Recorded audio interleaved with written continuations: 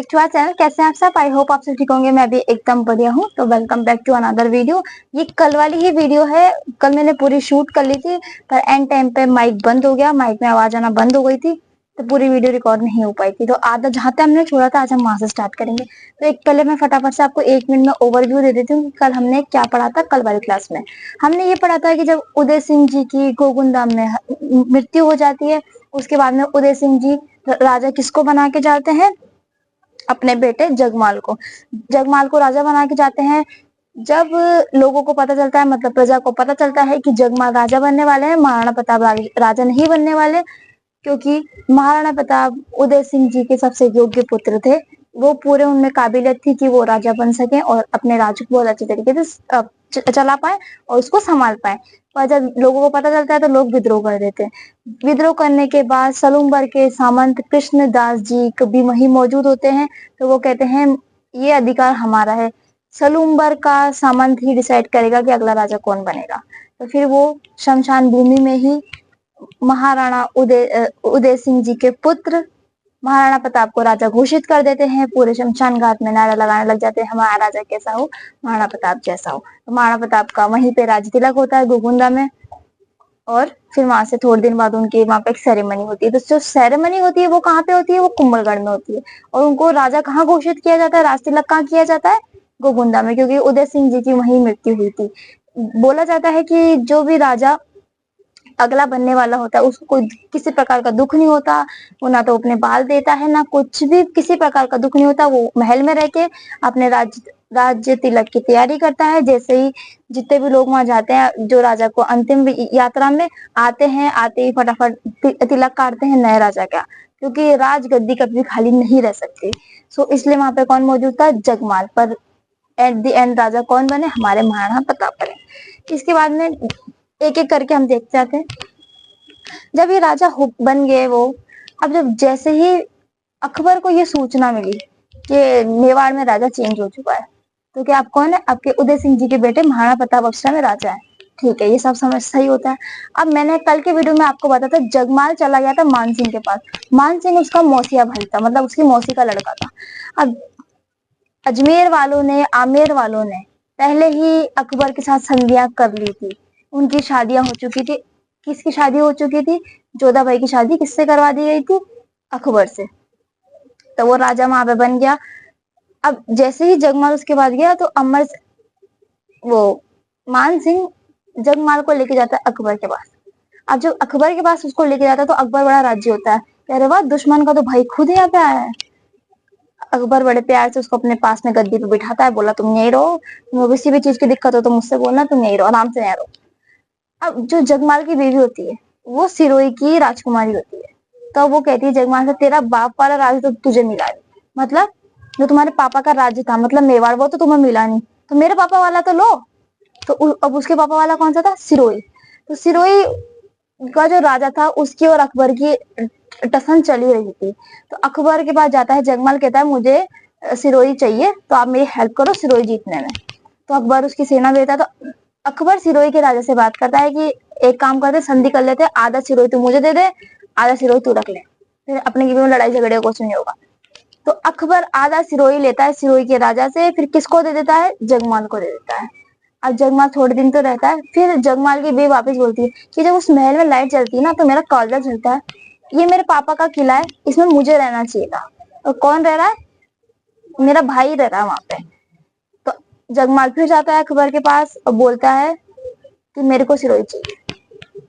तो अकबर कहता है तेरे को दी तो सही आधी सिरोही, तो नहीं, मुझे पूरी सिरोही चाहिए, तो मुझे आप थोड़े सेनापति वगैरह दो, मैं युद्ध करूंगा। तो अकबर कहता है ठीक है, युद्ध कर लो, ले लो अपने। तो अकबर थोड़ी सेना उसको दे देता है।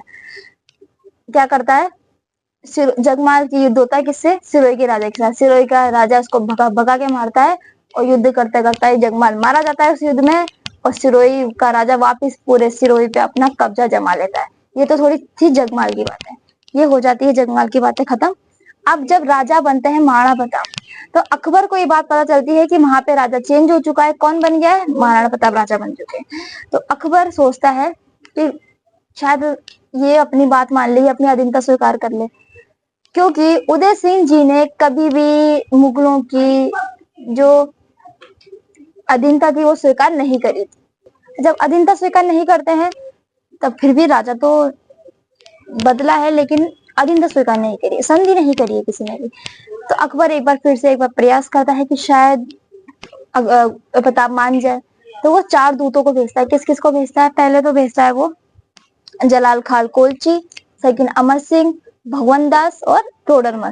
पहले जाता है जलाल खान कोलची को भेजता है कि आप जाओ, बुके वुके लेके जाओ, आप अच्छी तरीके से नेगोशिएट कर सकते हो, बात कर सकते हो, तो आप जाओ। कौन जाता है? फिर जलाल खान कोलची जाता है। क्या करने? बात करने जाते हैं। तो पहले तो हमसे बुके देते हैं, बोलते हैं कि मैं अकबर का दूत हूँ, मैं आपको यहाँ शुभकामनाएं देने आया हूँ अकबर की तरफ से। जो अकबर है वो बहुत खुश हुए आप राजा बने। तो ये बोलते तो महाराणा प्रताप कहते हैं वाह वाह, thank you thank you thank you. अब फिर वो दोबारा बोलते हैं कि आपसे एक बात पूछनी थी। कि हाँ पूछो, कि कोई संभावना है? महाराणा प्रताप कहते नहीं, इन फ्यूचर नहीं, बिल्कुल नहीं। कि बोल दो अकबर को जाके, हाँ पक्का पक्का बोल दो, कोई भी नहीं। तो वापिस जाते हैं, बोलते हैं वो साफ मना कर रहे हैं, ये बिल्कुल तैयार नहीं संधि करने के लिए। तो कहते हैं चलो ठीक है। कि प्रताप एक हिंदू राजा है, तो एक काम करते हैं किसी हिंदू को ही भेजा जाए बात करने के लिए। फिर वो किसको भेजते हैं? मान सिंह को। मान सिंह आता है। मान सिंह आकर बाकायदा मेवाड़ में आता है, उनका डिनर विनर का अरेंजमेंट होता है। पर जो मेवाड़ वाले वो आते हैं लेट, मान सिंह आ जाता है जल्दी। मान सिंह आके बैठ जाता है, वहां बाकायदा नौकर चाकर होते हैं, खाना वाना सब परोसते हैं।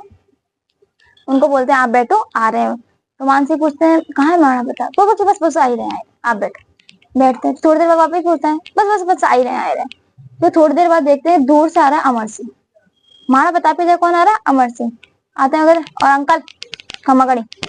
अरे सुनते हैं बड़ा बदतमीज लड़का है, क्योंकि जो अमर सिंह जी थे वो थोड़े बदमाश टाइप के बच्चे थे। तो बस इतने बच्चे भी नहीं थे, वो सही सही थे, मेरे बराबर के होंगे इतना मान लेते हैं अपन।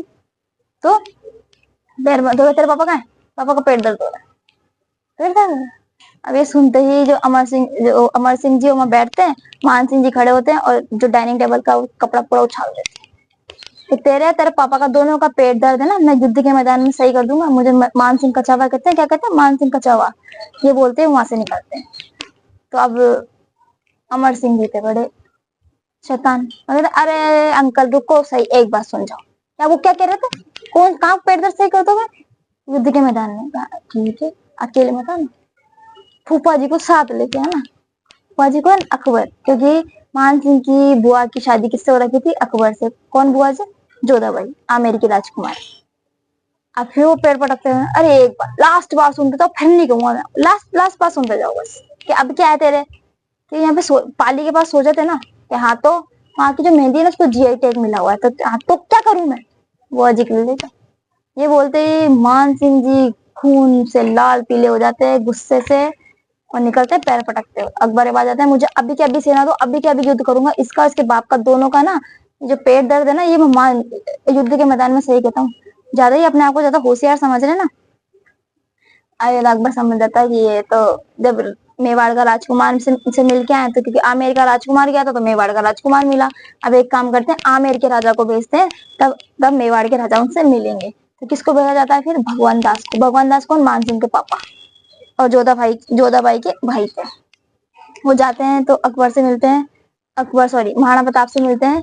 वो कहते हैं देखो हमने तो अधीनता कब की स्वीकार कर ली, आप भी कर कुरा लो, कोई मतलब नहीं है, अपन उसे नहीं जीत सकते, वो बहुत शक्तिशाली है, इसलिए आप भी कर लो अधीनता स्वीकार, हमने तो कर ही ली। तो महाराणा प्रताप कह रहे वो तो आज हुए ना कल हुए। खानवा के युद्ध में तुम्हारे दादाजी मेरे दादाजी के झंडे के नीचे लड़ते, मतलब मेवाड़ वालों के झंडे के नीचे पूरा राजस्थान लड़ा था। मेरे दादाजी ने सबको लेटर लिखे थे।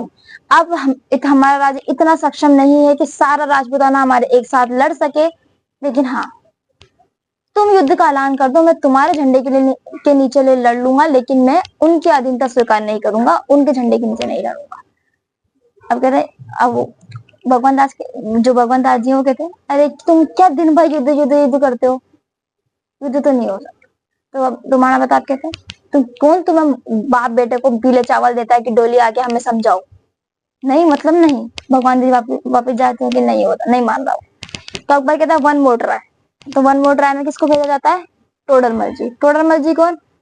मेवाड़ के वित्त मंत्री, सॉरी अकबर के वित्त मंत्री, मतलब आज के टाइम में माना जाता है निर्मला सीतारमण, उनको भेजा जाता है।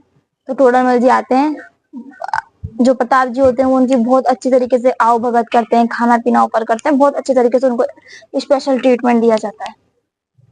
डोडामल जी कहते हैं देखो मैं आपके भले के लिए बात कहता हूँ, अकबर अगर 100 साल भी लड़ेगा ना तभी उसके बाद धन खत्म नहीं होने वाला, अपन कब तक लड़ लेंगे।